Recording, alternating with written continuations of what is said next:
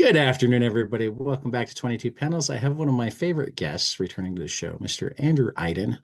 Um, this time backing a Kickstarter that looks amazing. And I don't know. I think you gotta to bug some of your creators to just go to their socials a little bit more because I am shocked that you didn't fund in like the first minute. Well, one of the problems is that Fraction left social media altogether. No, he's Um on Blue Sky. yeah, but only if you know his secret name. It's not like he's like, I'm Mad Fraction. Also, not a name we Well, could I mean, use I in front of found him. children. Yeah, I think a lot of us give it away. It's like, oh wow, Right. all these people follow this one small account. All right. But yeah, no, I mean, I think we definitely feel like But we've asked. Greg Pack's got Yeah, definitely yeah. has a following. Well, and Greg's You been wrapped up in the know, election, so hopefully now that that's that's passed, we can true. trouble him for some posts. Yeah. And that's on my list. I mean, I Bendis think, has people that do his stuff, doesn't he?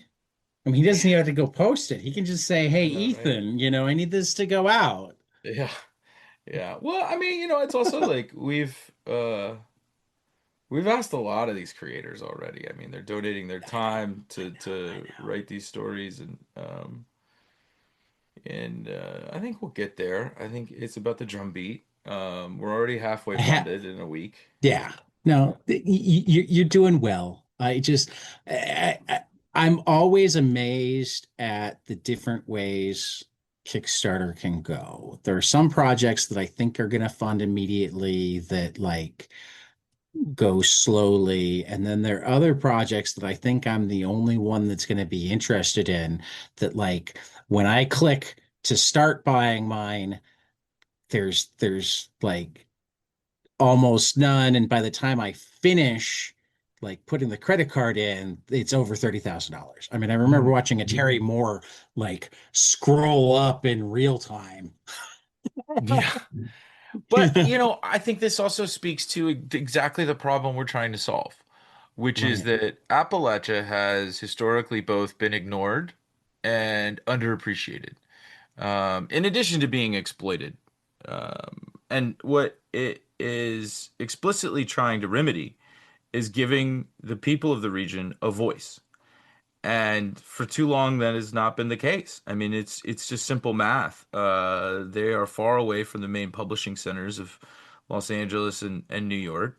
The people of the region are taught that this isn't an option for them, right? I mean, I grew up poor. I never thought being an author was something I could get to do, and I definitely Right. fell backwards into it. So I think what we're trying to show is this proof of concept, both that the stories are incredibly important and that there is a market. And anytime you build something from scratch and you try and fix a generational problem, or at least start to address it, it takes more than it takes to fund, booby comics or the latest spy thriller or something like that, right? Right. And Right. um, that's exactly it. I think, we've had tremendous support. We've got hundreds of backers already. We're not doing, 205. yeah, exactly. And we're not, I was number three. you're number three. I You need always that like it badge on your when I profile. manage to be. Yeah, I was number three. I was proud of myself. Um, I got a I'm single really digit number. grateful. Yeah, I'm really grateful. Yeah. Um, Yeah. I think, we got some great public support from Barbara Kingsolver, the Pulitzer Prize winning author of Demon Yeah. Copperhead, which is about a character who makes comics about Appalachia. And Jose Andres came Oh, out publicly. now I need to go read Demon Copperhead. I didn't even It's a realize that was a book about fantastic book. comics. There's a real um, real like cultural resonance for me. I mean, I read my first comic here in Western North Carolina in the mountains. I got it at I read my uncle's comics that my grandmother had saved because we were a hoarding family. Bless her too, because that was Yeah. a good thing to save. And then my first comic, my grandmama bought me at Piggly Wiggly over off Nice. Hendersonville Highway here in town. And it's actually strange that Piggly Wiggly became a FEMA center, or like the parking lot and everything became a recovery staging area. And so it's funny how your life works out like that. But Yeah. the people of the mountains love comics. And I think a lot of that is because comics are a working class medium, right? Like this is Definitely. something that we all at first got I the mean, they response should of be a it. medium for everybody, but they're definitely a working class medium. Well, okay, so that's what's so strange, right? Because maybe I broke that. Like I got a text today from a dear friend who's also like a cabinet secretary in the current governor's administration, and he's on vacation, and there was March in the guest house where he's staying, and it was like, okay, so we've really crossed over to the point where it's like a book that people are proud to display in places, and Well, I mean, I sent you the picture when I found it in the history section at Barnes and Noble, not the comic which section, the U.S. confuses the history hell out of section. people because they're like, well, they go to Yeah. the graphic novel section. They're like, where is Yeah. it? And I tell Barnes and Noble, you should put it in both places. And they're like, well, that means you have to stock more copies. And I'm like, boo hoo. Yes. Like, Yes, you do. That's a good idea. I right. like that. Yeah, exactly. But I mean, I think that's Please it, do. right? Like what March did was it created a work that people of every age, every socioeconomic background can read and enjoy and talk about and have a common understanding of the events depicted. And I think that's what we're also trying to do with Islands in the Sky and the Appalachia Comics Project because this storm was so much more than a hurricane. It was a disaster that impacted a region the size of Connecticut and cut off so many of these towns and people from the outside world. It wasn't just that, you had trees down or storm damage. It was the flooding that followed the storm, and then it was the landslides that killed many people, that took out, like, just washed away whole families. And then the communications was completely cut out. We couldn't reach anybody because the cell phone towers were down. And then you couldn't get into the region with assistance because all of the roads were either blocked by downed trees or washed away. We were completely isolated there for many, many days. And I will never forget the sound of the helicopters coming in from the National Guard, from FEMA, in the days that followed the storm, because that was really the only way to get supplies in at first. And I live in one of the areas that was most severely impacted. And It's almost like you're telling me that FEMA has a real purpose.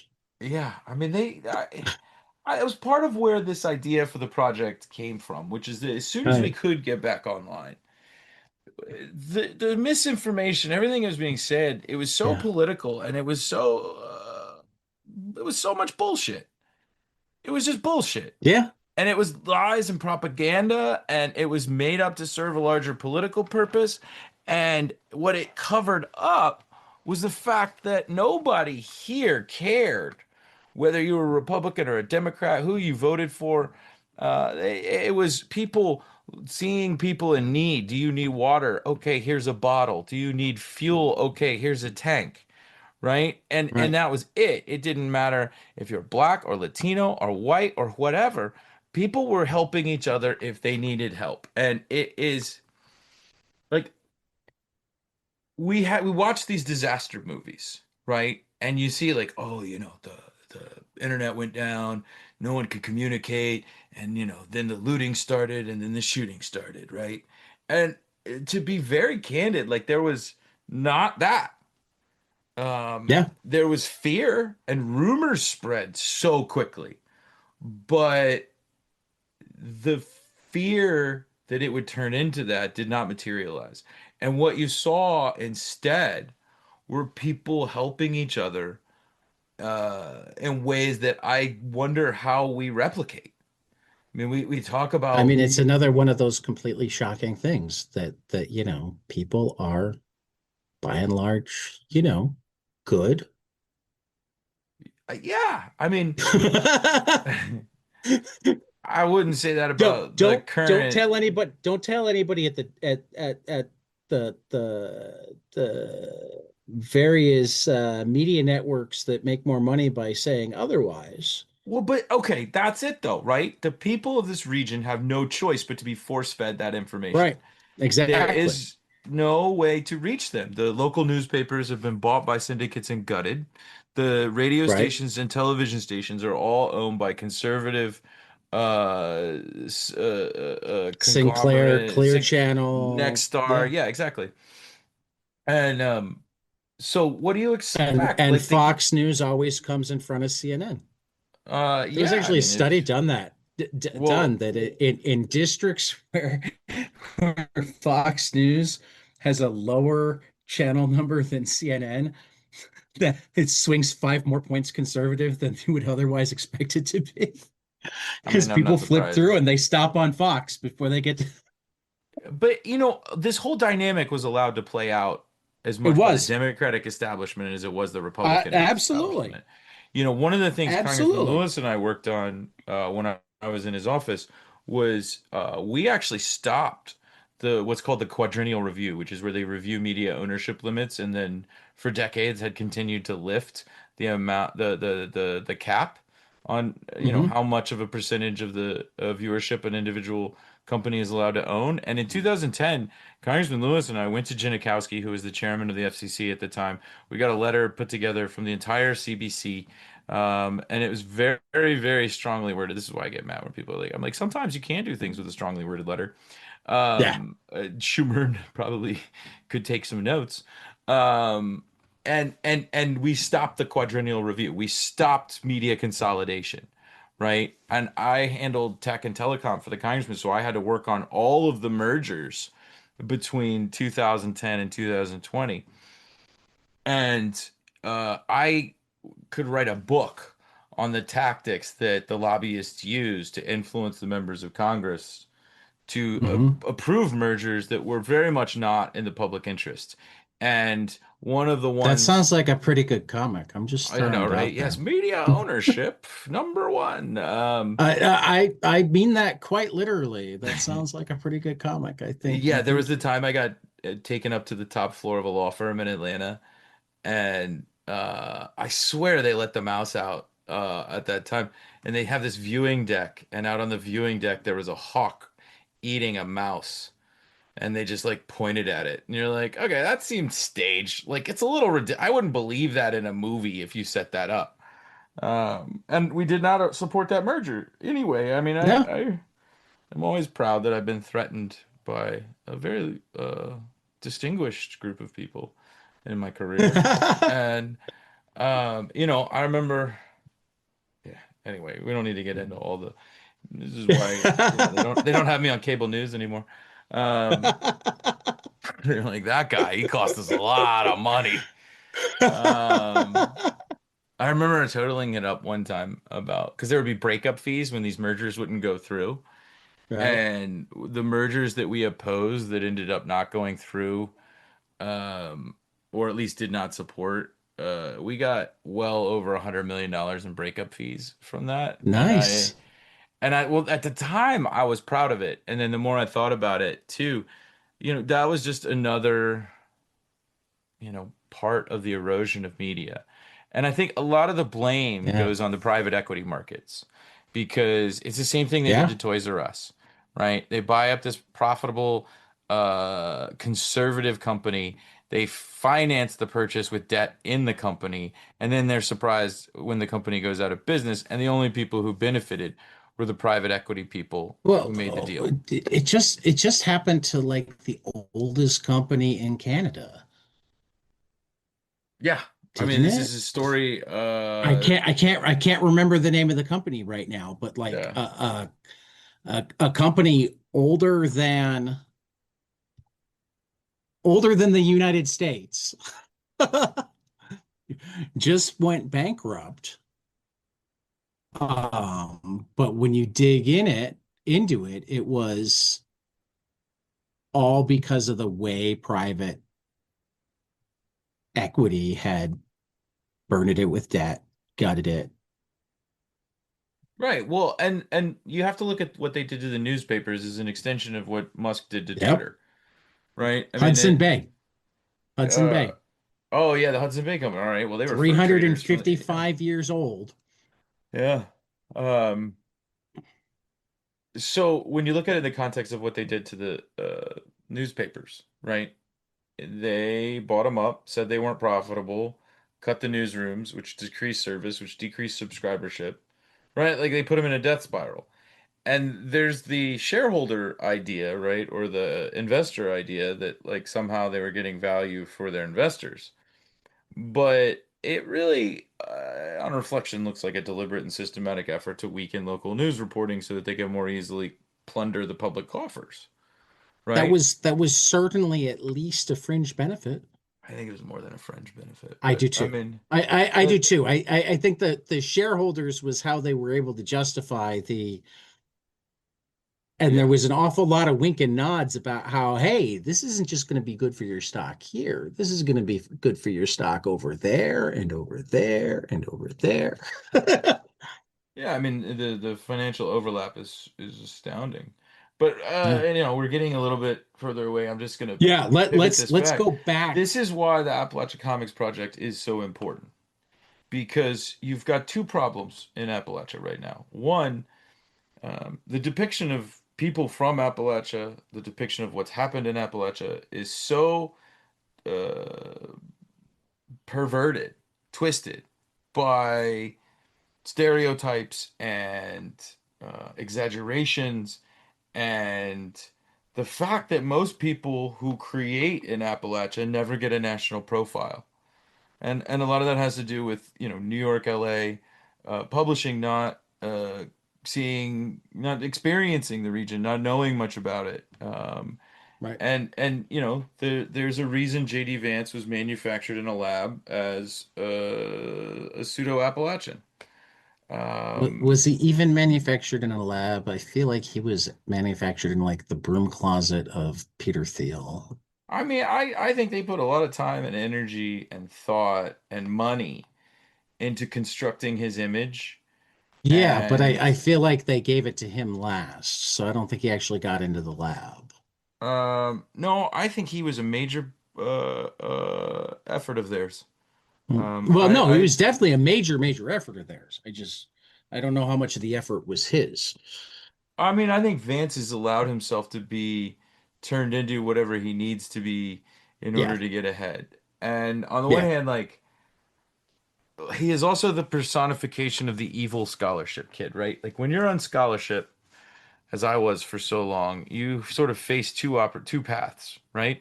You are trained to sort of to suck up to cultivate relationships with donors because that's your only way to get fed. That's the only way to get your tuition covered. That's the only way to get your room and board covered. It's the only way for you to keep going through the system because that system is closed off to poor people. And and so then you face a choice when you sort of go into your professional career, if you've made it through that gauntlet, which is do you go into government service where you are automatically a rung below, or do you go into some sort of public good and you're a rung below because you don't have rich parents, you don't have well-connected parents to get you that internship, to get you that first job, to sort of help you in many ways exaggerate your resume so that people, take you more seriously. Um, or do you become a tool for the powers that be and allow yourself to be whatever they want you to be? And I think Vance took that second path, and I took that first path. I was okay being working my way, taking the hard lumps because I could sleep at night. I always had my mother in my ear talking about what it meant to her for me to be a better man than my father was to the men that she experienced growing up, and that I had an above average ability and a a series of opportunities that she have fought to help me have. And so, that's how I end up, you know, working for $30,000 a year for nearly a decade in government service. And in many ways, like, if I decided to write, poor kid elegy or whatever, no one in New York publishing was going to care, right? And Right. I went to a school in Connecticut as well. I just went to the one up the road that was a little bit, uh, um, I didn't. It was a great school. It was a fantastic school, but it wasn't Yale, and I didn't have the pedigree even to get a scholarship to Yale, right? Like, I could get a full scholarship to Trinity, which is where I went, but we don't talk about the compounding effects, right? Like people would be like, "Oh, you had that B plus GPA, you had that, extraordinary SAT score and a year's worth of APs, but that GPA lagged." And it's like, why did my GPA lag? Because I was working every day after school so that I could have not just spending money for myself, but I was covering my own expenses for things like, football. Like if we're playing, I got to buy pads or something like that, or my car insurance so I could drive my car. Right. All these things Well, I and needed. let's face it, for some kids, helping with food, helping with Right. rent. Yeah. I mean, I once I got a job, and even some of my scholarship money, I would get these extra bonuses because I would get, like, you get an internship, and they're like, here's $1,000 so that you can have money for food while you're working in DC. And I can remember giving some or all of it, depending on the year, to my mom because she needed it more than I did, and I could eat at the receptions, Right. you know? And anyway, I'm trying to say is that, you know, two roads diverge in the woods, and JD Vance took Right. the evil one. And if it wasn't for my mother, if because of my mother, I was able to take the one where I got to do some good. And now I'm at a place in my life where I get to be free to choose the projects I take on, the things that I do. And that's what allows me to do something like Appalachia Comics Project, uh, because no one else really could do it, right? I mean, this is a whole project based on co-authorship and except doing it at scale. And so I have to take all the lessons I learned from March and then apply them and have this unbelievable team. Many of them have been with me since March, who's supporting it, like Lawrence Sankovich and Chris Ross. Um, and I have this obligation to do it. It's if not, if I don't do it, who will? You know? Well, we jumped really in media res here. So let's go backwards a little bit and actually tell my listeners, hi, Mom, hi, John, hi, Britt, Adam, maybe a few others, uh, what the project is, Islands in the Sky. Give us the pitch. Yeah, Islands in the Sky is a book of chapters each written by an individual survivor of Hurricane Helene. Um, those of us who aren't comic creators and have experience writing our own stories, the survivors are being paired with um, high-profile comic creators like Brian Michael Bendis, Greg Pak, Gene Lin Yang, Matt Fraction, Alex Steve Segura, Steve Orlando, Orlando. It's a really impressive list of creators who've stepped up to participate and help these survivors tell their Nate Powell, stories. Nate Anthony Powell. Del Cole. Nate's doing Anthony Pulitzer Prize winner with Josh Adams. Josh Adams is Yep. also illustrating a He story. he he's one of my two Pulitzer Prize winning guests. It's funny, the awards. You know what I mean? Like you fight your whole life for Yeah. them, and then you get them, and then you're like, I need to dust that. And so, although I will say, I know. There aren't a lot of comic podcasts that can talk about having even one Pulitzer Prize winning guest, particularly if they haven't had Spiegelman yet. And I haven't had Spiegelman, but I've had Ackerman and I've had Del Cole. Yeah, does Art even do podcasts? Like I feel like I've never seen him on a podcast. I think he has like maybe once or twice. I Once or talked twice, to him yeah. at CXC. Okay. I put a word in. He's a friend of a friend. I might try harder when his Well, don't next feel book bad. We have comes the out. same literary agent, and I hardly ever hear from him. So don't Yeah, feel bad. yeah. No, I don't feel Um, bad at all. yeah, no, see, good. I mean, I'm in awe of the number of people who have become friends because of this podcast. You know, I'm never going to feel bad about the handful of people that like have gone, no, I'm too busy, because it's like I thought that was going to be the average response.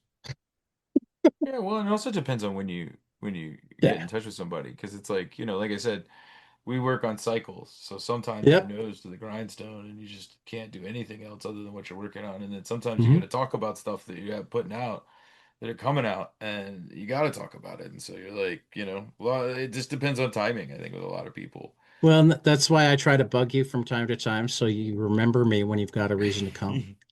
Yep, we got a lot of reasons to be out there right now. Yeah.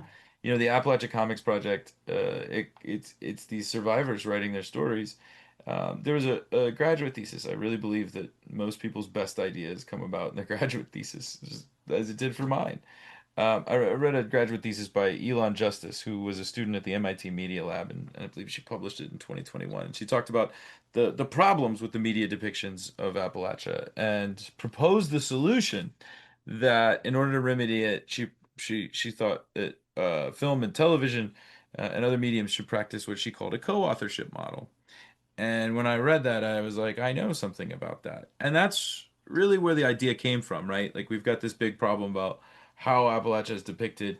This is what leads to rampant misinformation being accepted about the region. People thinking that everybody's just a dumb hillbilly, when in fact, these are some of the smartest, most capable people I've ever met. You try fixing a tractor with a screwdriver and a rag, but they can, and in that. Give people the opportunity to write their story for the first time, inspire others to start writing their stories, and hopefully what we can do is grow this project from beyond the single work. Because we put out the call for submissions, and we have I think 12 chapters in this book that's on Kickstarter right now. But we received 36 submissions in the first 24 hours. Wow. So what we're doing is, Wait a minute. Hold on. Just because it caught my eye. There's a bat cave, North Carolina. that's where I live, dude. I live right next to Batcave. My That's exit as a awesome. child, because this is where my grandmother and my mother lived too. My exit all through my childhood was the Batcave exit, 49A off of Highway 26. That is Uh, amazing. yeah, and now I write Batman, right? It's crazy. Um, it's totally their fault. I mean, I was indoctrinated from a child. Also, I remember being incredibly disappointed to find out that the Batcave in Batcave, North Carolina, is full of bats. Um, because it's actually called that because there's a big cave full of bats where all the bats, and you actually need the bats. This is why where I live, Edneyville, is the Apple Valley. And the bats eat the bugs and come out at night and fly through the Apple Valley, and it keeps the bugs off the fruit. That's sort of where it came from, right? And But have you moved a giant penny into the cave yet? uh, I don't know. I don't know how that would go over, but I think the National Park Service or whoever administers it might have something to say about it. Plus, it's full of poop. I don't need to go in there, the guano. But the Batcave, the town, just to be clear and be serious for a moment, was almost entirely destroyed. The floodwaters were moving so fast that it caused landslides. It destroyed the road. It destroyed all of the homes along the creek, the bridges that were connecting homes to the roads that they needed to get onto to go into town, to be connected to the outside world. And then what flowed through Batcave then flowed to Chimney Rock, causing a same level of damage, destroying Chimney Rock, the town and the road. And then all of that debris, the bodies, the water, the boulders, all flowed then into Lake Lure, which usually is a peaceful, man-made sort of resort town in Rutherford County. And the loss of life was horrific. The damage to people's homes, the people who are living out there, some of them still don't have running water or power, and we're like 8, 9 months out, right? This is not something that's Right. just going away. I think I read yesterday that they had just opened a temporary road for the first time through the area. And it is a single lane road, I believe, with pull offs so that you can get through. And it is a temporary road. This will not last, right? A bad storm will just wipe it Right. out. And it is June, and this storm happened in September. And they finally got a road, right?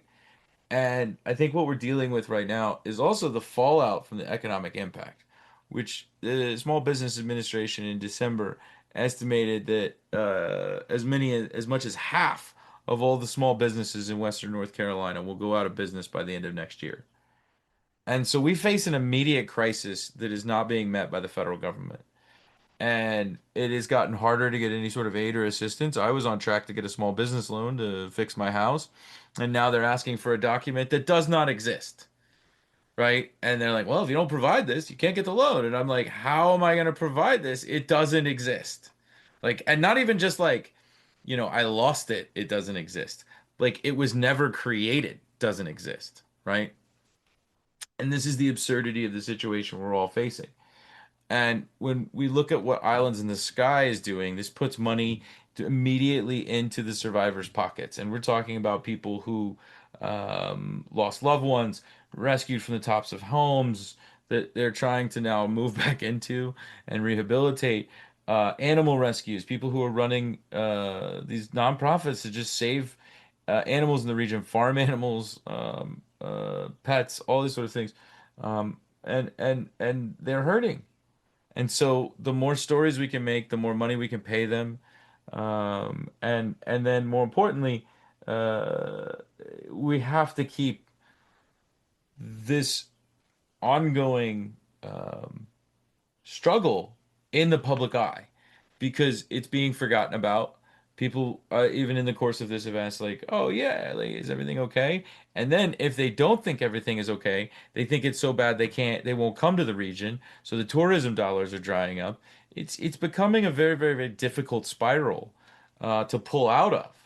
And I mean, I live in my mother's house. My grandmother's house was down the street. This is where generations of my family have lived and retired, and I keep up my mother's land. This is not something that I take as a tourist. This is something very, very personal to me, and that means I have an obligation to do something about it. Well, and I've never seen you not step up to an obligation. The Kickstarter looks amazing. People should go back it immediately. Um, like we Yeah, and said we've got some earlier, cool stuff on there too. I who's mean, that was who? the fun thing.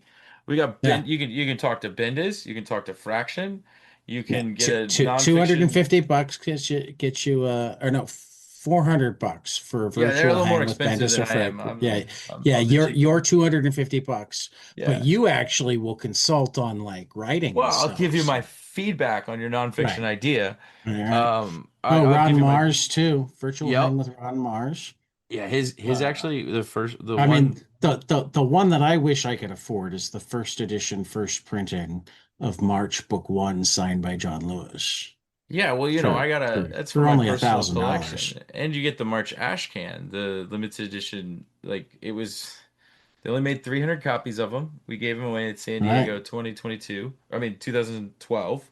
And only people who had one are people who listened to me pitch them at that show that I promised March was going to be huge. Hey, you And were right. yeah, I got a lot of eye rolls at the time. It's funny too because some of my friends now who I met at that first Comic Con, and pitched them on that. Like they like to tell me the story of how outrageous they thought I was being, and how wrong they were. And they wish they'd saved that ash can because now it's worth a lot of money. But that's how deeply Yeah. I believe in this, right? That I'm like putting these treasured items up to the public in order to raise money for this book. Yeah. So, And again, I mean, the book itself looks amazing. The concept is amazing. I love the idea that you're uniting people who's not only people whose stories aren't necessarily told, but people who don't have the experience writing, but everybody is a storyteller. Everybody's a storyteller. yeah. I mean, Especially here. I mean, like the right, social currency is how well you can tell a story. If you're right. not funny or entertaining, like what do Uh, you? one of the keynote speakers at um, Cartoons Crossroads last year, which is a place that you need to go if you haven't already, because it's just No, I've never been invited, but I'd love to go if they invite me. well, you should go whether they invite you or not. That's the one that you would enjoy. Like you should go for you. Yeah, I don't They know if should I have invite time to you and do have it you for me right go, now. but you deserve to once every once in a while you deserve to give yourself a weekend, Andrew. Oh, you know what I do? You know what my self-indulgence is? You're gonna But laugh at me for this. Every almost certainly Christmas, not. every December, I save up all my airline miles for the year and I buy a ticket to go to Christmas markets somewhere. Okay. It's just an excuse to be jolly, to drink and eat, and just let everything else fade away. You're looking at beautiful lights, ornaments, crafts, and over time, I've started to go to further and further places. Last year, I went to Vienna and Bratislava. Okay. And the Viennese Christmas markets are legendary. I mean, they're some of the first, and they're beautiful. And Vienna is a beautiful town. I really enjoyed that because you hang out in these coffee shops and you eat cake and drink Aperol spritz, and it's just a Right. fantastic time. And then I'd never been to Bratislava either, and that was eye-opening, right? Like this is where they have the red roofs, and you could see so much of how our political systems actually evolved, right? Because in that region, that's where you saw the Ottomans coming into Europe and the long-standing impact of that and the trade routes through Vienna. And I mean, I get to be like a nerd and go to all the museums at the same time, and I just love that. And it was actually really funny when we were in Bratislava. One of their big exhibits at the museum was table settings. And I'm looking at this like in my head thinking about all the Southern grandmothers being like, Right. "Oh, they would love this," like, Right. "Oh, look at that gravy boat. That's a nice one." But it's also because they manufactured so much of the dishes and things that they used in the 18th, 17th, 18th, even 19th century. Yeah, But well, before we go into 19th century table settings. yeah, well, what I was saying is last year one of the keynotes was Kate Beaton, and she did a talk about She's ducks wonderful. and about she is, but she said something that stuck with me that I think is also what you're doing here is she said, um, we talk a lot about needing representation in comics and books wherever, and we talk about female representation, we talk about queer representation, we talk about different ethnic representations, and that's all true. But like the representation that we're missing the most is working class representation.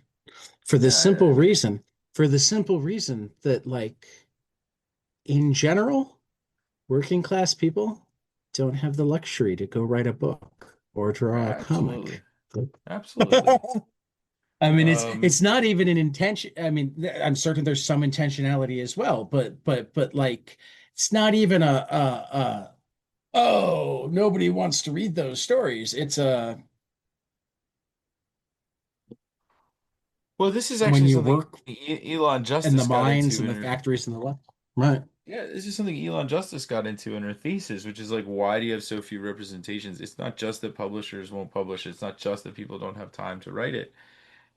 It's that, let's say you make it all the way through, right? You've devoted yourself to a creative endeavor, you've pursued it, and then you get your first break. One, you don't have a social network to fall back on to help you in your first endeavor, right? I mean, I think about how scared I was writing March Book One, and um, I mean, there was a little bit of this is even with like within Top Shelf, where it was like, sit down, young man, we know what we're doing, and you have to advocate for their storytelling, and and in that case also advocate for the congressman's story, because keeping it in his voice was so important.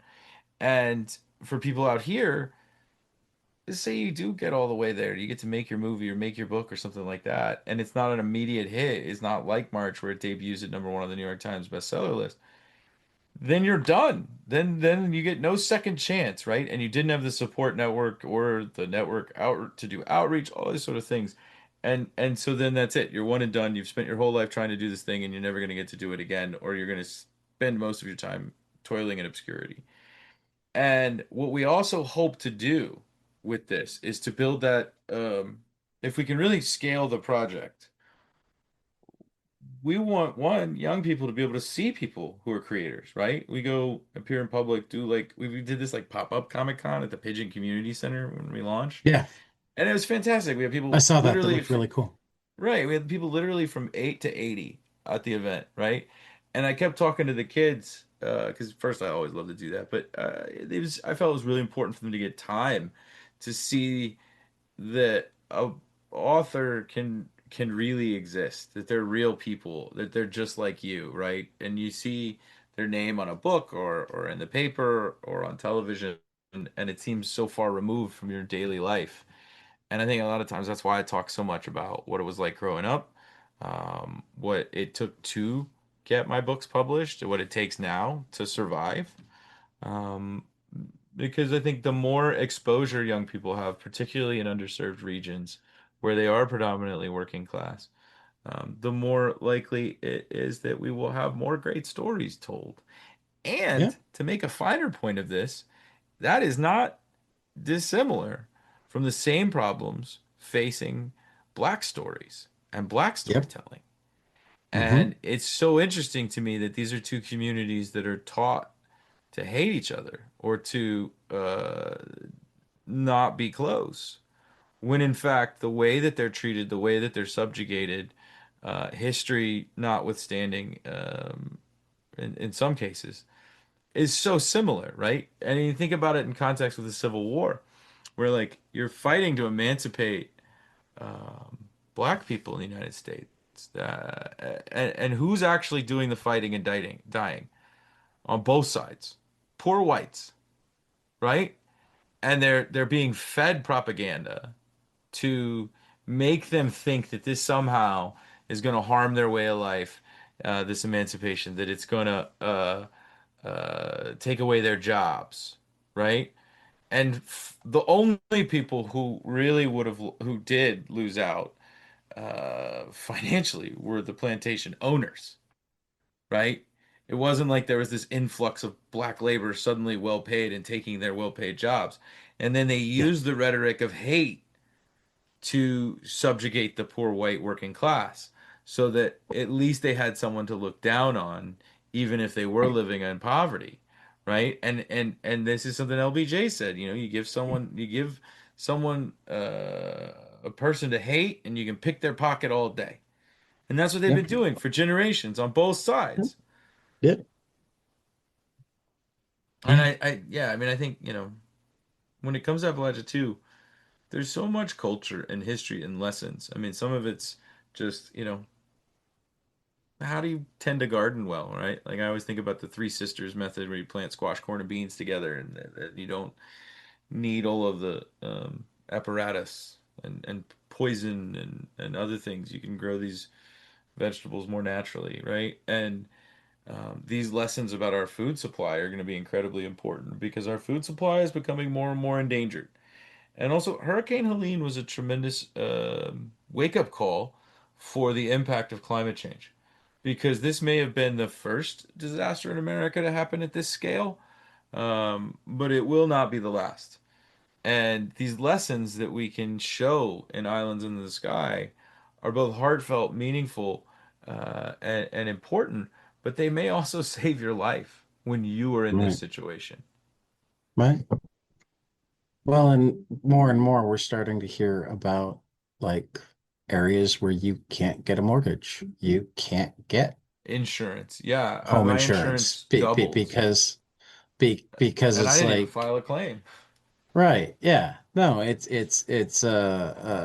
like anybody who doesn't believe in climate change, like, well, the insurance companies and the banks sure do. They might Right, not say it out loud. and it's not just your homeowner's insurance, right? I think there's sometimes this thing, well, I rent, and it's not Right. just your renter's insurance, it's your car insurance, Car right? insurance. Because so many cars were flooded. Hmm. So Hmm. everybody's car insurance went up by a tremendous amount.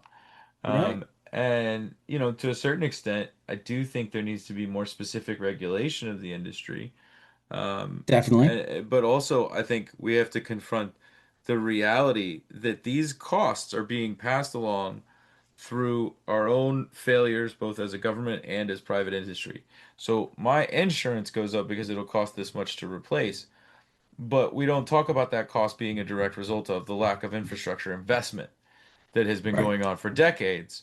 I mean, I That do. You do. right, but where is that We money talk gone till we're blue in instead? the face, but But where is that uh, money gone instead? That money has gone uh, to these billionaires, right? I mean, Elon needed another.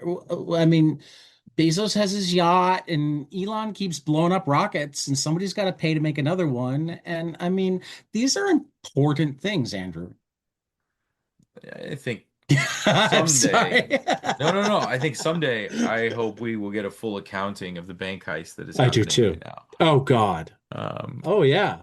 this is a tragedy on a Well, scale. I mean, it's the least popular thing to talk about, but one of these days, I would like somebody to drill down on the fact two major things. First, you know, uh, how about we stop raising the Pentagon budget if they can't pass a goddamn audit? And second, uh, how can we have servicemen on food stamps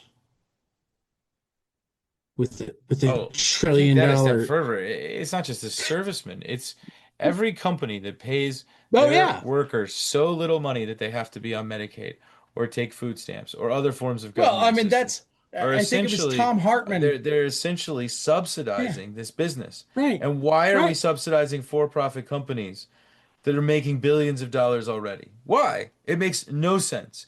And we need to start calling these millionaire and billionaire business owners what they are, which is that they're corporate welfare queens, right? If Reagan's going to Yeah, throw around this term and talk about black people or welfare queens, that was hogwash. What we have is a generation of corporate welfare queens who are taking the public money to subsidize their business and to prey on the working class.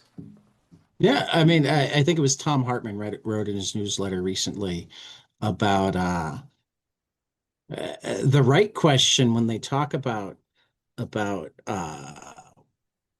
work requirements for Medicaid or whatever is like, how can you have a full-time job and need Medicaid? Yeah. Yeah, I mean that's the problem. But again, we're not talking about all this politics. We got to talk about the It's economy. all together. It's all together.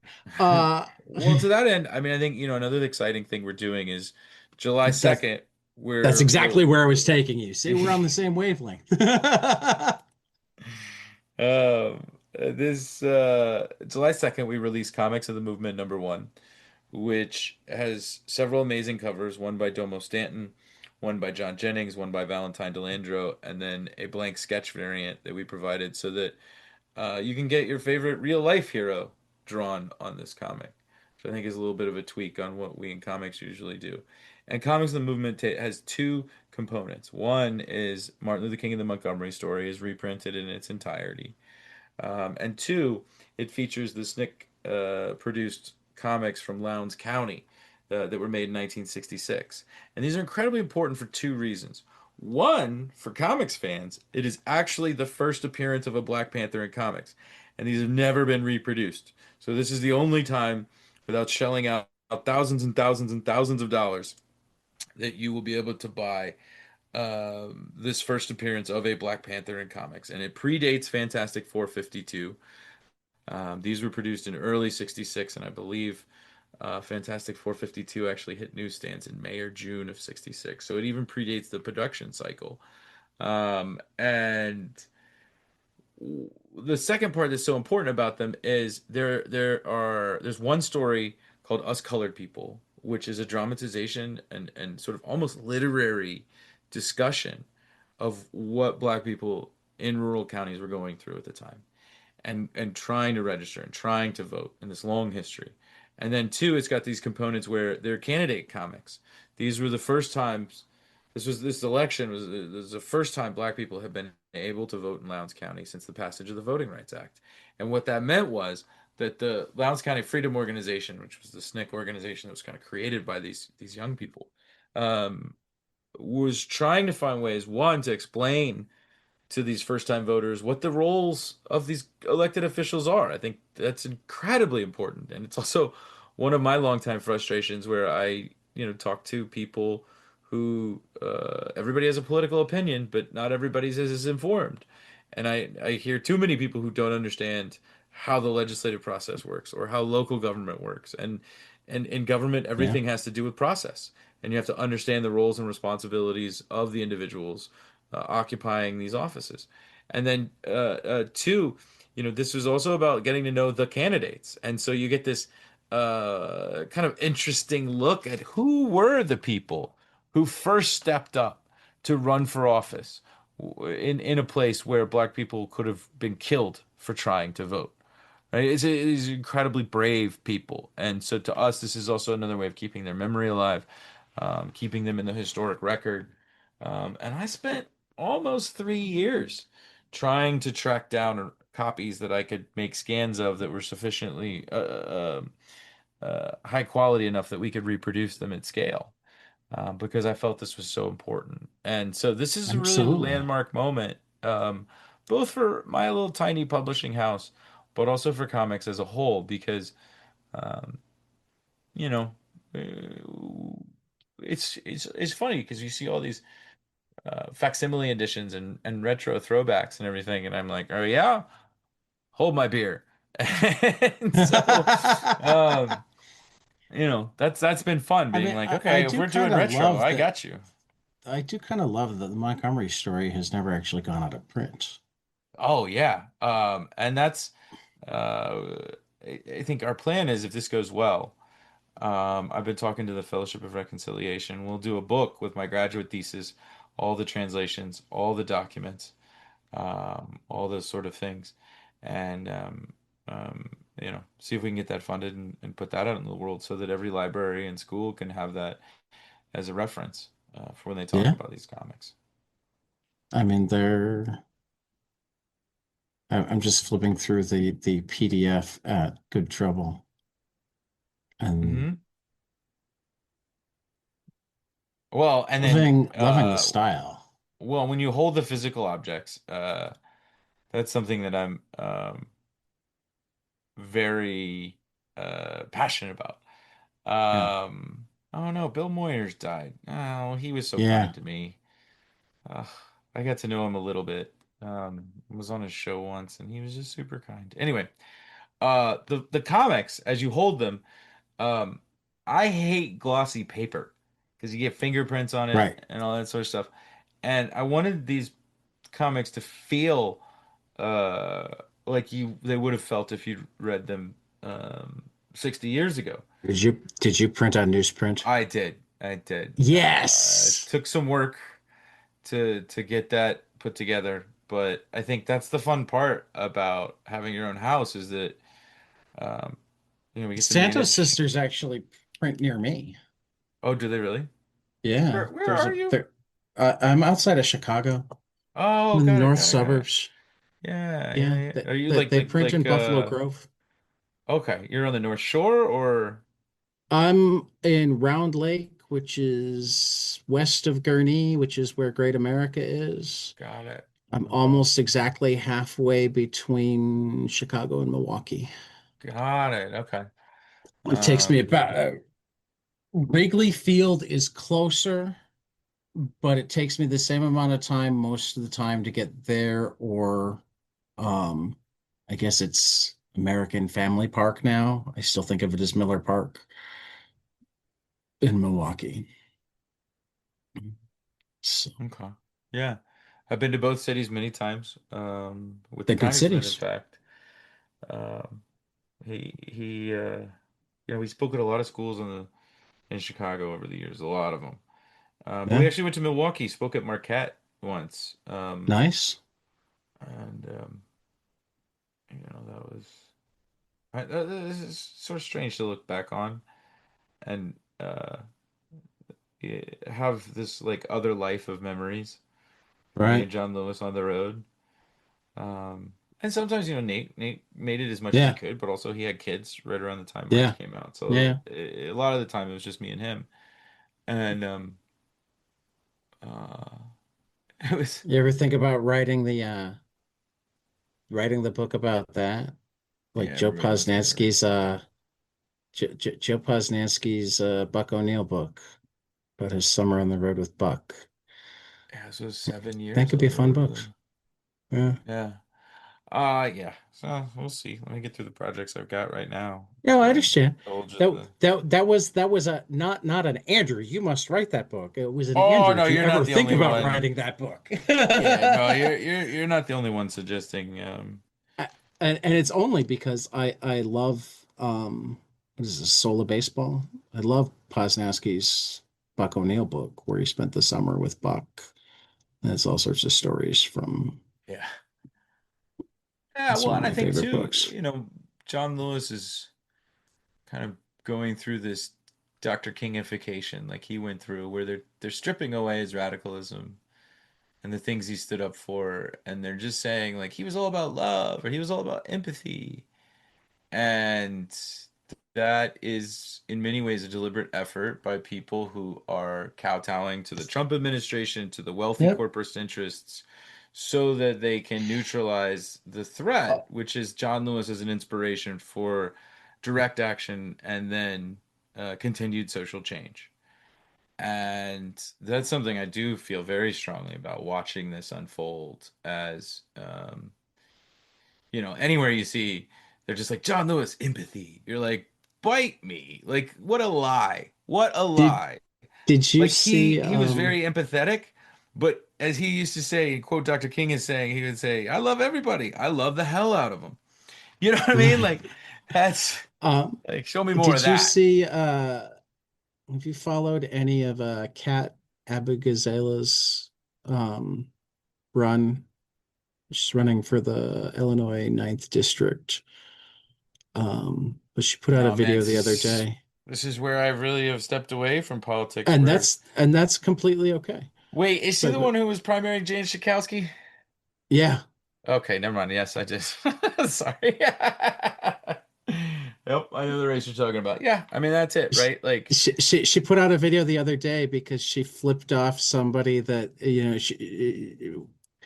her whole campaign is we're going to go out and do things rather than buying ads and whatnot. So like they'd had an event where they helped at a drag story hour and like that was having lots of issues with the people who like to come and do their thing at drag story hours and like there was huge numbers of people from the establishment. She flipped off some woman who was terrorizing children, telling them that they were going to go to hell because they were going to story hour.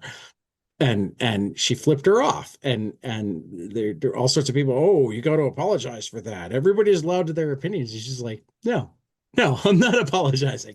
I will flip off people who terrorize children. That's what I do. yeah, I mean, I think huh, I mean, I have this was mixed actually feelings about something that.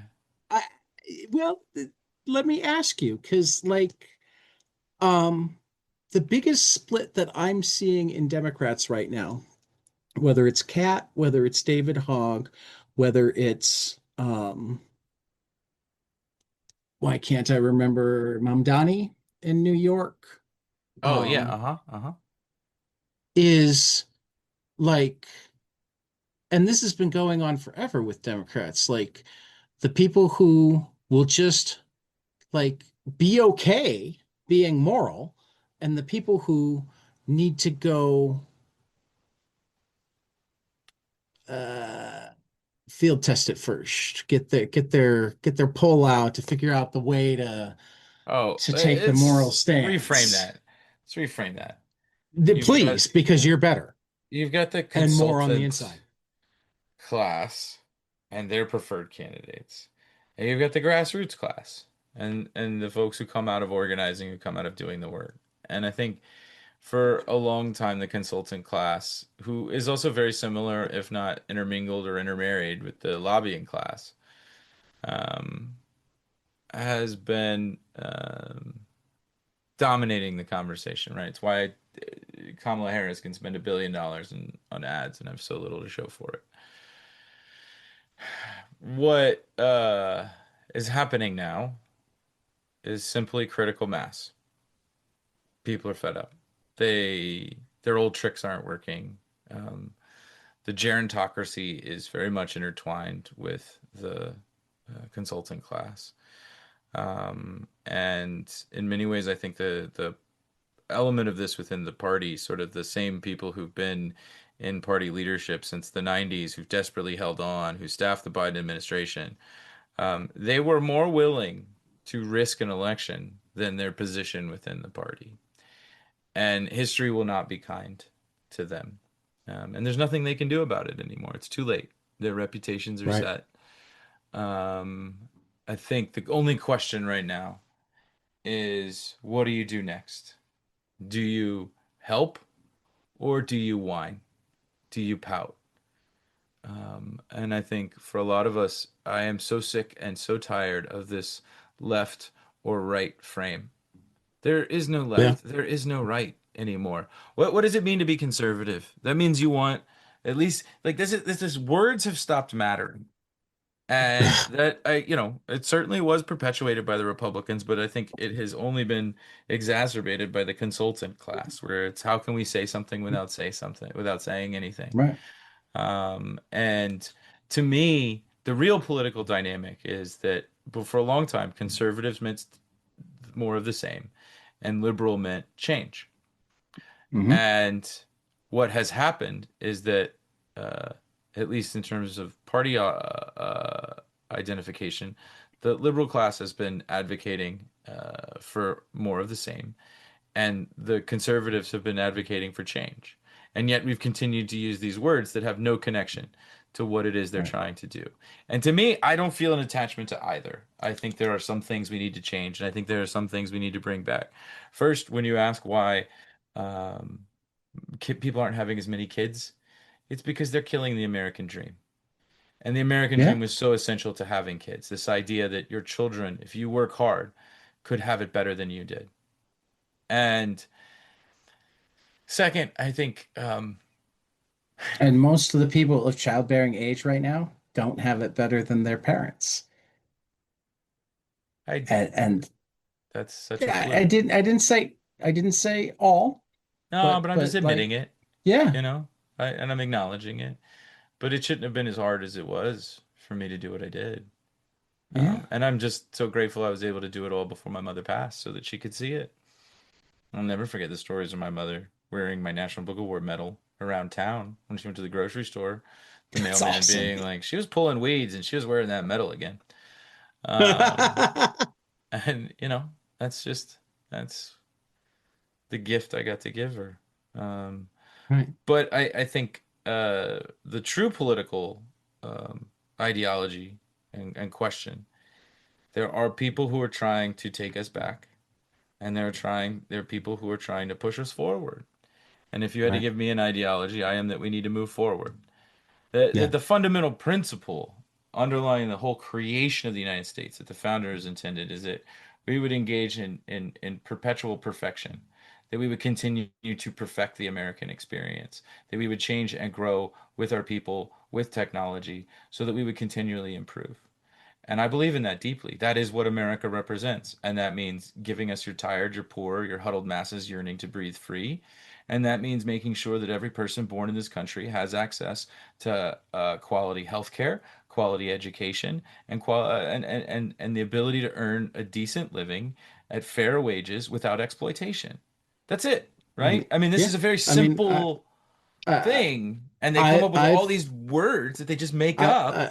I've read comic books, so I know that the part of the Constitution that they spent the most time writing was the preamble. So it really bothers me that we don't seem to take that as the guiding light of the Constitution in order Oh, to and form a more perfect union. yeah, exactly. And that's the Life, thing, right? liberty, the Like, pursuit of happiness, well, no, I was common talking about this defense. where like the way they've twisted words for political ends. Like, think about it. Like the words "under God" in the Pledge of Allegiance were turned into a referendum on whether or not there should be religion in government, when in Right, fact the words "under God" had nothing to do with religion being inserted in government. It was right. actually John F. Kennedy, as a senator, who spoke about the need for these words to be in the Pledge of Allegiance as a rejection, an explicit rejection of the divine right of kings. And so when we have a No Kings rally, or we talk about that we don't want dictators, and then we look at the Pledge of Allegiance, under God was actually put in there to remind us that we as Americans have an inherent obligation in our Pledge of Allegiance to this nation to reject that sort of leadership. And this is where words have stopped mattering. We have lost this sense. And this is why they're going after libraries. This is why they're going Mm-hmm. after schools. It is so that they can Mm-hmm. continue to lie to you and George Orwell, essentially, what the meaning of words are for their own convenience. Yeah. But this is a comics podcast, so Hey, there's a great adaptation of 1984 and a great adaptation of Brave New World. I recommend that everybody read them together to understand how we are where we are. And then or they read the can go read, books. Like I kind of object well, to the that fact too. that we like adapt prose books instead of paying creators See, to make something new. I Like I I I, kind of I think go back and forth only I'm because I pretty think comics are the unequivocal in perfect this. medium. I think we need to be reading everything. You know, I mean, we shouldn't just read. Yeah. Nobody advocates you should just read comics, otherwise we're just like I the book. sometimes do, but No, I otherwise don't we're get just like upset the. if you read other things. I mean, I think otherwise we're just like the prose people who say, comics aren't real books. Like, yeah, kiss my foot. Yes, they are. I think you should read everything. And that's the problem, right? We even those adaptations are a personification of this problem because they're saying essentially publishers will not take risks and tell stories that they have to invest in. They are essentially validating the thesis that America is unable to read prose books, right? And that they're inherently saying comics are easier to read. And these two problems are dominating the industry. We see all these adaptations when we are at a point where we need works to be made that tackle new problems, that frame things in a new way. When creators should be or publishers should be embracing new voices that reframe the current moment instead of continually rehashing the past. When in fact they did this very well as a prose book. If I was an author and I wrote a prose book and you came to me and said, I want to do a graphic novel adaptation, I would say no, just like I said that to John Lewis. We're not adapting one of your books. We're making something new because comics are a medium unto themselves. And I think the adaptation is something that is made by lazy publishers who make lazy decisions because they're scared to stand on their own 2 feet and have their ideas be judged by the public. And so they make these things so they can fill their lineup. Creators are happy to do them because they're a fatter paycheck than you get for anything else that's risky. And so then we continue, even in that space, to perpetuate a cycle to the bottom. You make it very hard to argue with you because that was very, very well put. I But think I this can't. through, man. This is my But I problem. and I do too. I do too. And I can't make pictures in my head, which is why I love Slaughterhouse-Five, and it finally became funny to me when Robert Ryan North and Albert Montez adapted it because the parts that I couldn't unlock when I read it were unlocked for me. But imagine if those creators made something new. They What else do. could they And have done? I adore all of Ryan North's work. I adore all of Albert Montez's work. I guarantee Um, you they got paid more for that book than they did for their and movie. that's possible, but I mean, I often think of I think it was William H. Macy talking about doing um what Jurassic Park 3 or whatever, and he's like, yeah, it's not a very good movie, but I got paid $5 million, which means that I don't have to get paid at all for the next five movies that I want to make. Well, I don't think anybody's making that much off of adaptations. There's such that allows No, them no, to do no, I all their other understand. sort of stuff. Right, right. And I think But you publishing's at a know, place where they're publishing so few OGNs and in the literary I, space that like it's taking up space. It's at a critical moment when they should be doing something else. see, and I feel like there are more and more OGNs being published all the time. Everybody's getting involved in it. I think You they're now get them at rehashing. all levels. No, I Well, mean I no, think I'm just pulling up this because we put them together for the show.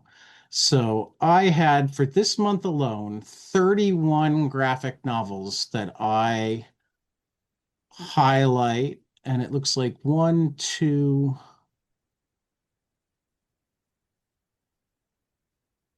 uh,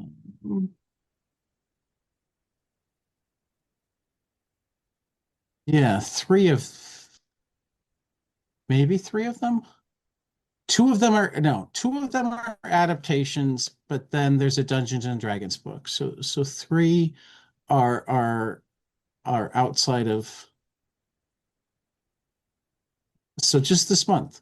And like one of the you're well, saying no, this month they've published three adaptations alone. no, this month, just among the ones that I'm highlighting as graphic novels from the catalog, Uh-huh. I'm highlighting 31 newly I'm highlighting. So these are just the ones that I'm interested in that are solicited this month alone Through who? through everybody. I go through both the PRH and the Lunar catalog.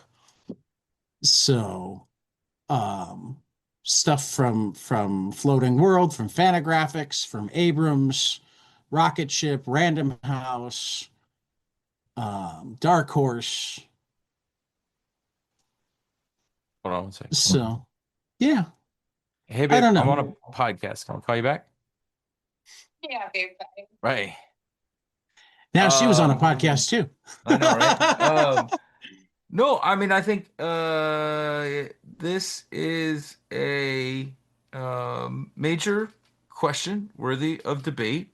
I still think Right. they are not if I was wanting to publish a serious slate of literary graphic novels, I wouldn't do adaptations. I think adaptations are um, money grabs, essentially. And they inherently feed the misconception that graphic novels are easier to read. I think Um, that's more of a perspective that I would have agreed with when the average adaptations was Classics Illustrated. okay, but then at what point are you talking about a new work that's treading under a different title? Um, I mean, that's an interesting question. Right? I mean, like, Um, this is a question of what is the work really? And they sort of become Frankensteins, where, like, uh, okay, how much is it? If the original author's not there to participate in the process, right? Then well, I mean, more and more they are because they're more likely. I mean, there have been more adaptations of modern work that I've seen lately than any other time in comics. It's yeah. not they're Well, because taking. they want to tread off, it's this continued merchandising, right? Something sold well, let's do another one. right? Not, I mean, Octavia Butler didn't necessarily sell incredibly well before. John Jennings and Damien Duffy had been toying with the idea for years, and they finally managed to sell it. You Yeah, and I think know, at some point you have to acknowledge that what Damien and John are doing is essentially a new work based on that, sure. I mean, it's right? like a cover song. It's like a cover But if song. they're It's doing like a it's new like work based on that, the publisher would have to pay them more, right? This I all mean, like, I don't know what their contract is. I mean, I know well, that it oftentimes has to do artists with can get a better ownership. page rate. No, Right. it has to do with ownership, right? Because if you're creating a work based off of fair use, right, and you're creating something that is essentially a new work, then John and Damien would own the copyright, but that keeps the copyright in the estate. And this goes back to this Right. continued problem that we talk Right. about in our politics and everything else, which are these zombie organizations that hoover up cash. And like I can Yeah. understand, you want to take care of your loved ones. You want your family to benefit from your work. But the whole reason our copyright laws are so extended is because of the mouse and Disney. They were not Oh yeah. rationally I established in mean, this point. And then this is every time I hear somebody trying to make the argument that regulation is bad for business, I'm like, sure, let's get rid of copyright and patents. I think you need copyrights to exist for I authors. think you do. I think you do too. And like now you sound like But Sam like Alt or Zuckerberg. Didn't he say yeah, that? Or no, who no, was it? Yeah. Yeah. I wasn't actually advocating it for it. My Okay. Okay. advocacy is for the idea that regulation is required for capitalism. It's a sympathetic referee, right? And that's Right, the essential thing. I think what we see now is something called regulatory capture, which is that right, the large corporations and organizations have gotten so good at getting the government to do what they want that they don't have to compete. They just get the government to right, change the rules to benefit them. right. That's not. I was referring more to like every time they say that regulation is bad for jobs, we need to deregulate this industry, we need to deregulate that industry. It's like no, because like regulation is how the people speak. Even if you go back to the early Friedman writings, it wasn't that there shouldn't be regulation. Eventually, he started writing that, but initially, it was the the responsibility of a corporation is to make as much money as possible for their shareholders within the law. If there is a public good that is not in line with that, is the responsibility of the government to make laws for the public good. Um, and that's somewhat reasonable. I mean, there's enough debate over what the moral or ethical thing is in so many places that expecting a corporation to work morally might be a step too far, but that's why you should have a government that makes rules, Well, I mean, there's two you major know. reforms that created this situation. One is the allowance of stock buybacks, right? It used to be that money either had to be Oh yeah. reinvested or distributed to the shareholders, Hmm. which is taxed in a different way. And then two, um, you know, when companies had to pay a higher corporate income tax rate, they were incentivized to reinvest in research, improving their Hmm. products, and their employee retention. And it used to be that the highest income tax rate in the United States was 90%. I think the corporate tax rate was, I don't know, 30-40%, something like that. Right. And if we return to that, this is where the money that has been sucked out of education was coming from. You would have a smarter, more educated people. I mean, this has just been a decades long process of weakening the United States. Our lifetimes. I Our mean, lifetimes. I think a lot of this started in the late 60s as a response to what the students were able to Yeah, accomplish pushing the racists out of the Democratic Party at the 64 convention. but Um, it got big with, I mean, where it got easy was with don't ask government to fix your problems. Government is the problem. well, Because I now mean, you've incentivized making government not work. Yes, but that's also an extension of the debate between Jay Rockefeller and Barry Goldwater in the 64 Yeah. election, Yeah. right? Um, and Rockefeller gets cast out of the party, seen as not radical enough, and Barry Goldwater ends up, recentering the party, saying, "Hey, well, racism will get us more votes," right? When at the same time you'd had, many Republican senators. I always think of what was it? Estes Kefauver actually met with same guy from the comic book hearings, met with Dr. King and others um, before the March on Washington to hear their concerns. And you'd never see that today, right? I mean, there's a Wortham comic biography coming out, and I'm looking Uh-huh. forward to it because Wortham's another one of those interesting characters because, you got the comic Yeah, hearings, but then you also have Brown v. Board. right. And it's also a graphic novel, if I recall, right? I think David Walker was Yeah. telling me about this. Yeah. Yeah. Yeah. It's Yeah, no, it's this is going to be Eric fascinating. Powell and um Oh, that's right. That's right. That's right. That's fantastic. I liked what was the one he did about Eddie? Eddie Gein. It's the same Yeah, team. right. What That did was Eddie Gein fantastic. do? Yeah. That was fantastic.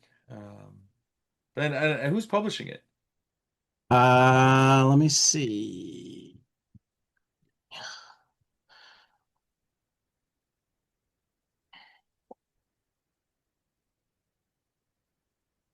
It'd help if I like remembered the name. All right. Well, that's okay. Something Dr. Wortham. There we Dr. Worthless, Dark Horse. Oh yeah. Okay. Cool. Cool. Cool. Harold Schechter and Eric Powell. Yeah. Um, Exactly. again, It's yeah. coming out the same week as your Comics of the Movement. Oh, cool. Cool. Cool. Cool. So So we'll people can have just go yeah, buy we'll them just have like together. like a re-examination of the past. Yeah, I mean, yeah. I always make the case that the comic book hearings are what allowed Martin Luther King and the Montgomery story to be created, because it was Elliot Kaplan, Al Cap's brother, who was running a press called Toby Press, which was one of the presses that was attacked by the hearings and was marked as undesirable by the equivalent then of their Family Research Council. And so he had to pivot, and that's where they pivoted the company to what they called Graphic Information Services. And that was Oh ultimately the wow. company that produced Martin Luther King and the Montgomery story. And so I always think about that as an example of what are they really accomplishing in some of these things, and what have they unleashed? And I think we all need to be mindful of that, where, this may have been their, Kefauver was doing this at the same time as the, Joseph McCarthy hysteria was taking place, right? And Right, this was sort of the kids' version of it, where they were like, "What?" Because it was the subcommittee on juvenile delinquency. right. A select committee stood up by the Judiciary Committee in the Senate, and it's interesting to me looking back on the crazy stuff, because the next time they talked about a comic in the Senate Judiciary Committee, it was 2013 when Patrick Leahy, then the chairman, held up a copy of March, and when John Lewis was testifying about the Voting Rights Act, and he told everybody they should go read it. And I had pictures where, congressional staff are trained to never show expression on your face in a hearing, especially when you're standing behind the boss. And Right. there's a few frames of the footage of him doing that where you just see that staffer behind him, who I think was a Republican staffer, and his face just looks like, what is happening right now? He's just shocked. And then he like goes right back to it. He's just like he broke character for like a little bit. Anyway, when we talk about the role of Congress and some of their shenanigans or ill-fated efforts, sometimes they backfire in a way that really um, surprises us when we really study the history. Because for the comic book hearings to lay the foundation for such a transformational work like Martin Luther King and the Montgomery story, that then goes on to inspire some of the earliest acts of civil disobedience of the movement. I think if you had told Estes Kefauver in 1954, before the hearings started, Hey, if you do this, you're going to start inspiring all the black folks to protest. Um, I wonder if he might not have been actually sympathetic. I mean, he was very Yeah. sympathetic, at least relatively, at the time, to some of the demands of the movement. And I think we all have to keep in mind the pendulum and how it swings when we think about politics today, because I think that's what's happening right now. We're witnessing a major pendulum swing, and it's sort of been lurching, but now it's I actually read a report from one of those global financial firms, and they were tiring what's happening now to the Great Society essentially made it too difficult for private investors to make money. High tax rates, all the regulation, all these sort of things.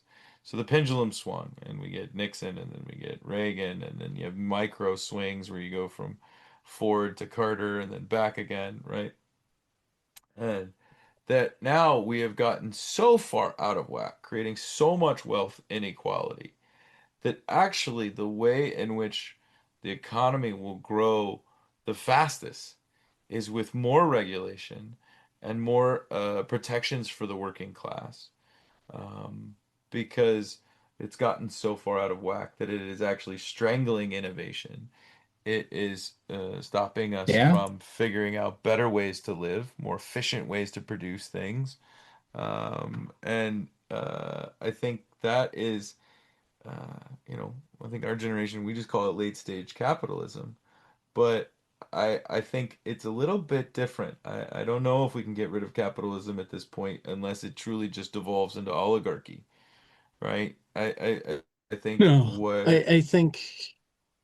I think we need to find a mixed economy. I think I think eventually we need people to stand up and say, look, there are things that are things we profit off of, and there are things that we don't profit off of. Whether yeah, it's because having a profit motive for keeping people in prison is just immoral, or yeah. whether it's that having a profit motive for keeping people sick is just immoral, I mean, yeah, but I or mean that's the Tad, I think you just have me on here so that someone will talk politics with you. sometimes. I mean, don't get me um, wrong, we wind up having these conversations and with other comic creators too. yeah, okay. No, I think yeah, I don't know. I mean, I think there's a there's a reckoning coming. I It just got hope too so. bad. And the only Yeah. thing is can the old guard get out of the way? The gerontocracy has got to go. Yeah, The no, I old, actually looked up and noticed that like we don't actually even have a lot of boomers. It's like huh? it's not just that the old guard didn't go away, it's that they didn't train a next generation. No, normally like Well, you if kind they of did though, if they did, I mean, I would argue very strongly John Lewis trained me. Um, well, yeah. was the establishment who essentially exist as the extension of the oligarch class who supported the gerontocracy and is now pivoting to um, make it almost impossible. And I say almost because of certain things, certain elections. For the people who were trained by those people, once they're gone, to then step into their shoes. And what you end up with instead are those who are complicit, those who engage in the immoral behavior, those who know that they're not clever enough or smart enough to be successful on their own. So they simply do as they're told and take the money, and they're allowed to still sit at the table. Right. Well, I'm gonna pivot it back to comics to wrap up, just because you've given me a lot of time, and I always love when you do that, but I also like to be wary of that. And you've already put off a phone call, so I know that you have somebody to call No, back. my girlfriend was calling. Yeah. Yeah. Um, So I'm gonna ask my final question, which is, tell me something you love preferably comic. We don't really have rules. Preferably storytelling, but again, with the rules. But something that you love that not enough people around you have experienced and you need them to, so that you have more people to talk about it with. I mean, if I'm totally honest, the thing that I'm loving the most right now is my tomato garden. I love Um, it. yeah, it's my mother's old garden, and I rebuilt it, and I do it every year. And I haven't had time to leave the house and go get another trellis to deal with them because they've grown so high, and you need the trellises to support them so that you can get maximum yield. Because I both love to eat my fresh tomatoes every day. I like to pick them in the morning when I go out for a walk. And then I like to share them with my neighbors, and we all trade, and we all have different things that we enjoy growing. One of my closest friends out here in the valley, their family has a lot of chickens, and so Yeah. I get fresh eggs and I give them fresh vegetables. The blueberries are Tomatoes for just, for yeah, eggs. Nice yeah. trade. Well, and the blueberries are just starting to come in, and so I like to go Oh, out there and nice. I will graze straight off the bush. You have blueberries too? Oh yeah, I yeah. want I to got, come visit now. You got yeah. tomatoes and blueberries. Those are a couple of my favorite things. Just bring your rowboat. You might be able to get here. My uncle's got a canoe. I'm visiting him next weekend. I'll just steal it and bring it with. Yeah, yeah. No, I think we need as many people to come out here as we can, spend money. Um, don't visit the big chains, come visit local businesses. McDonald's will be fine. But if you go, I love because I live in the Apple Valley, there's a large population of second and third generation Americans whose parents came over here as migrant farm labor. And as a result, you can get some of the best tacos you've ever had in your life out here. And they'll make them with the tomatoes that they grew or with the other ingredients that they've grown themselves. And they're just delicious. And it's actually the first time I ever had a chimichanga was at the one of the places down the road. Um, Yeah, and it's so fun too for me because I've known some of these folks who run the food trucks since like they were kids, right? So like the parents will start it, and then the kids start working at it when they're teenagers, right, and I'll give them whatever new comic I came up. And now like some of them like they've been to college, they've been back, and you're like, right. stop it! I just feel old. Like Hey, so. I have grandchildren, Andrew. Oh, it's lucky though. I'd love It is. grandkids. That'd be fun. They're nice. They're way more fun than kids are Yeah, yeah, right. Just as because you long as can you give don't them back. open, yeah, just don't open my packaged toys, and we're fine. See, I open all my toys anyway. Oh no, I'd buy two. Oh, you'd buy two. See, I used to have the deal with the comic shop where I got half off if I opened in the store because he knew I wasn't speculating. Oh, that's funny. No, I mean I'm not having. I actually discovered, I forget if it was, I was talking Star Trek with the whole crew that just did the Star Trek, and I think it was Colin Kelly had that same deal with his comic shop when he was a kid. Oh yeah, no, I never got the discount. That might have changed my perspective on it. Mine is more of that I Yeah. like to feel toys were so scarce when I was a kid Okay. that I would go to the store and fantasize about having my own store. Okay. And so I like Yeah, to yeah, be yeah, able to yeah. look at them like that and then, have the same one to play with. It's just something that happens when you're like you never get over growing up poor. Like, I you never get over it. And it's not that, there's some I mean there are things to heal from with it, but it's not that, you aren't grateful for some of the things that it gave you. right, Your work ethic, your sense that, you can do extraordinary things because extraordinary things are the only thing that kept you alive or helped you move up. right. Um, and but at the same time, there's just like, you know, I finally bought that mint on card second edition Uncanny X-Men Wolverine that I wanted as a kid and never got. And now, it's things like that where like, who cares? Right, It's like $40, which can be a lot, but like the amount of joy I get having it on my bookshelf, seeing it when I go to work and reminding myself that like I am safe. that I have made Right. it. Right. That um, uh, you know, That if you decide you want to open it tomorrow, you still can. yeah, it's my choice. I Right. am Right. I'm I mean, okay. I have all the Star Wars. I recently got my Father's Day present. There's a few miles from us. There's an annual Star Wars garage sale because Hmm.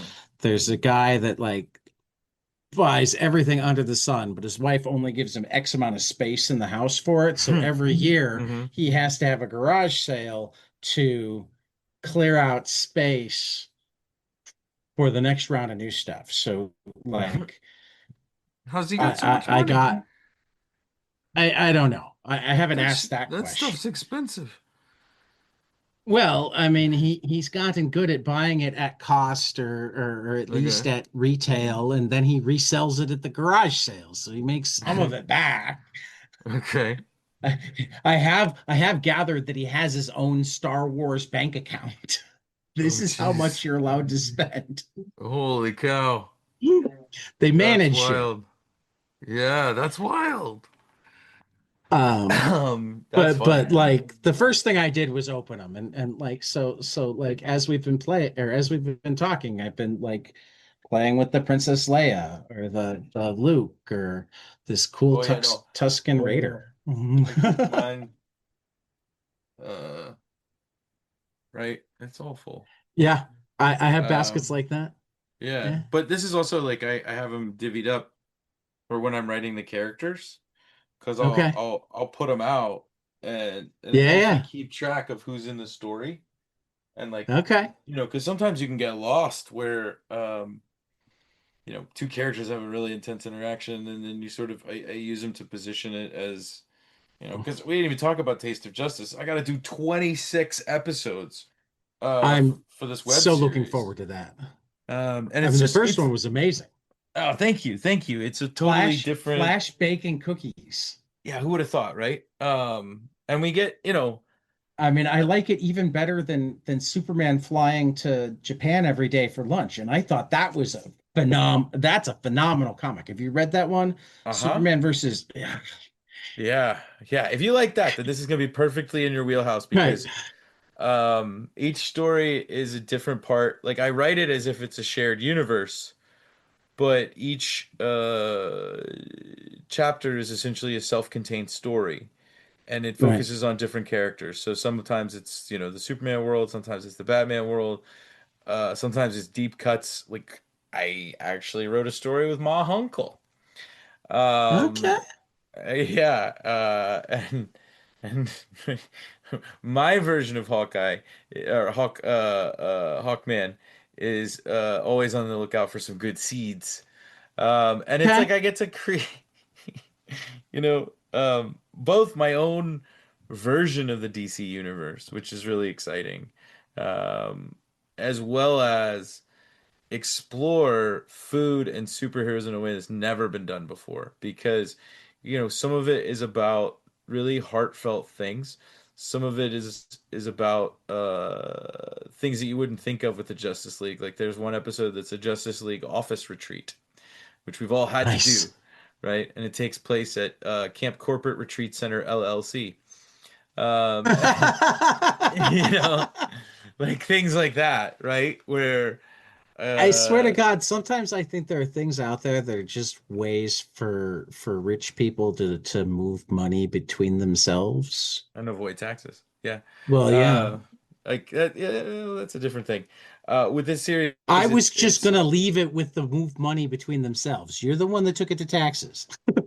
everything comes back to taxes. Yeah. Um, and then the other part about it is we have this like giant universe of characters who all are physically perfect specimens. And yet we never talk about what they eat, right? And I mean, because you want to food, really push the boundaries, have them go to the bathroom. okay, I got a rule. I'm not allowed to do that. They gave you the Yeah, rule. I can't do diarrhea. Like I can't, they have to have an upset stomach. They have to be throwing up. They can't be pooping. There's a no pooping rule. Um, it's like, okay, sure, I get it. Whatever. But within some of it, it's like, it's also about how these characters process trauma because Yeah. food is so connected to our well-being and our emotional space. Um, and so Well, many of I these mean, characters are trauma patients in a sense. going back full circle to where we started, how much of the early response to Helene was people coming together and feeding each other? Right? Exactly. Exactly. Um, and I think that's it. Like we actually have a story that's about a disaster and how you feed people and um, you know, the um I don't know how much like they'll come out week by week, so I don't want to spoil a lot of this for everybody to just have like a That's fun fine. adventure that they can read every week. But I try I tried really hard to build a unique paradigm for these stories in which it is um, the characters are all grounded in universal human experiences, and the food becomes a vehicle for creating absurd situations because they're superheroes. So it it all comes back to universal situations. But Right. because it's Wonder Woman, what is this food? What is her relationship with certain kind of food like? What is that relationship with like when you look at her family and her relationship with her family? Yeah. Or you know, uh the one of the fun ones is like I actually get to secretly I made some of the characters foodies. And then when you start to think about the Nice. characters, you're like, "Oh, that actually makes a lot of sense." Right. You've just never that's never been explored before, right? Right. You're trying to think through the right way where like there's one dish that belongs to one character that keeps showing up in all the different stories and passed from hero to hero. Um and it's just different and fun. And I do hope that it finds an audience not just here in the United States but around the world because Yeah. these are universal truths, these are universal recipes. The stories can be easily translated and show Speaking of which, will we get recipes? so certain ones have specific recipes that are actually included Okay. in the back, but a lot of these are just Excellent. very generic That's fine. dishes that but each recipe you see, like if you follow the story, you get the The recipe. recipe's there. Yeah, Okay. like each step, like the ingredients are explained, the process is explained. Sometimes it's the joke, like when the flash forgets to preheat the oven, Yeah. right? Lessons So, around cooking so are because I'm you going through that already now. Yeah. that was my question. Are you already a foodie and somebody who No, likes to cook, this or is are this is why I you wanted to do like this. okay, Like I grew up as a you're having to latchkey learn kid. it and then write about it. Yeah, I mean, Okay. it came really from the fact that did not, I was not taught how to cook as a child. My mother was not taught how to cook as a child, Okay. not particularly well. We had a joke where Mama liked to cook Cajun because everything was blackened. Um,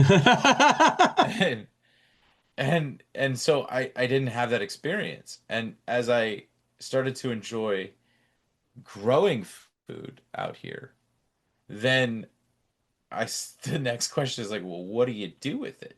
And so I really came up against this frustration where I would read a cookbook and it would make no sense to me. Okay. And so then I would make like I would try and read it. My girlfriend's a fantastic cook, and so I'd ask her, and So she at would least you teach have me. somebody who can teach you. Yeah. Yeah, absolutely. And but I'm very much the student in this case, and Right. I'm trying to do the best I can to keep up, and I make my own small dishes with what I have. Um, but to me, this was just like really like, okay, what do we all need? Because I think there's a real social component to this. Like part of the reason Oh, we feel so absolutely. disconnected from people is we don't sit down to have meals, right? We Uber, we Yeah. DoorDash, or whatever. Like we're Yeah. getting food delivered to us. We sit at our computers, we eat it while we're at our computers, and we don't share that moment of camaraderie, of understanding with other people while we eat. And Yeah. that's, is it the Uber or DoorDash's fault, or is it because no one taught us how to cook, or is it because the books that are made to teach us how to cook don't speak to this current generation which grew up on the internet? Because you Right. can make all the YouTube videos you want, that's still not going to teach me how to do it because I can't stop and watch it and take it at my own pace, Right. right? I'm dependent on whoever edited it, whoever recorded it, it's their pace. And to me, the leap is using sequential storytelling, the language, to um, allow people to see it step by step, use the advantages that sequential storytelling have for teaching, and then put it in your pocket or put it on your iPad, and then you have it right there for when you're ready to cook. And you take it at your own pace. You see the ingredients. It's just so much easier. It just makes so much sense. I'm Right. like, why have we not figured this out already? And to a certain extent, people have already started doing this, right? You've I mean, had 10 it speed has do been some, figured out some places. yeah, well, you've There's had a 10 whole speed. line of food comics in Japan, like Yeah, right, exactly. massive. Well, and 10 speed is doing some as well. Um, to Right. me, the innovation here is that it's web scrolling, Yeah. and that allows you to just take it in your pocket with you Yeah. instead of having to Yeah. use a book. Yeah. And also that then it's laid out one after the other and not left to right to left to right, or Right. however else they organize the page. Right. Right. But this is what it is, right? We experiment, we try these new things, we perfect, we hone, we edit. We get feedback, we take that reaction, and then move on to the next thing. And my next graphic novel, the one I have to finish, um, one more pass on the manuscript, is also it's a graphic memoir about food and a Oh, chef nice. and her life and her Nice. people. And that one's not coming until 27. But I think it's a big question. And like if we all sat down, I think if there's a lesson from Helene, it's that if we all are in the same boat and we all sit down with each other and we take people as human beings who need to eat and sleep and drink water, right? It's so much easier for us to get along and solve our problems because so many of the differences that we think divide us are made up with fake words. Yeah. And if you sit down and you have a Hmm. nice meal, you share a book that you all can understand that shares part of your culture, it can really bring us back together. Or somebody else's culture, and you Yeah. see the similarities. Well, we're all I mean, Americans, and I think we have to yeah. accept to a certain extent that Well, Black and we're history also is all American history. humans. Yeah, exactly. And so to a certain extent, all of this is our culture. And the Yeah. divides, like we celebrate our differences, but we also like should celebrate all parts of our Right. society, Yeah. So And that's it didn't when I said somebody else's culture, I didn't I meant because um I mean like I've spent a lot of the last few years like I'm so much more likely to read books that seem foreign to me. That it's like, oh, I don't know this experience. I want to read about it. And one of the reasons is because A, I love to learn new things, but B, I always still see myself in it because there are things that are universal. That doesn't matter where you grew up or how you grew up. You probably dealt with some things that were common, yeah. you know. Well, this goes back to our Um, point about like the challenges facing Appalachia being so similar to the challenges, at least around storytelling, that the Black community faced, right? And these universal truths and these universal forms of oppression exist across geographic barriers, and they are manufactured for the purposes of control. yeah, So, yeah. all right, bro, I Well, gotta eat. Andrew, thank you so much. It's always a pleasure. For Andrew Aydin, the Kickstarter is Islands in the Sky, a comic anthology uniting stories, art, and survival in the wake of Hurricane Helene. It's got 20 days to go. It goes through July 17th. July 2nd will show us comics of the movement from Good Trouble. And your web comic, Taste of Justice, where various DC people, DC heroes cook and eat and do fun things, starts up again. Did you say that was July 17th as well? I think it's the 17th. Yeah. Somewhere in there. They'll say it. But hey, we just passed 13,000 on the Kickstarter, so we're 52 to Hey, 53% there. hey! Yeah, keep it going. I mean, we need all the help we can get, and hopefully we I'll can overfund start this and pulling book out some more my math stories. lessons eventually. Yeah, all right. No, that's my thing is when things that I want to get funded aren't funded, eventually I start going to Blue Sky and going today's math lesson, I have X number of followers. The digital version is X number of dollars. If you all Right. buy it. Yeah. Well, and that's other too. One of Um, the things that we did is we set up an apparatus where we could donate copies of the book to schools and yeah, libraries in the affected parts of the region. And so if you've already that's great. pledged, you can go back and just add it. We actually offer these donated copies at a discounted rate.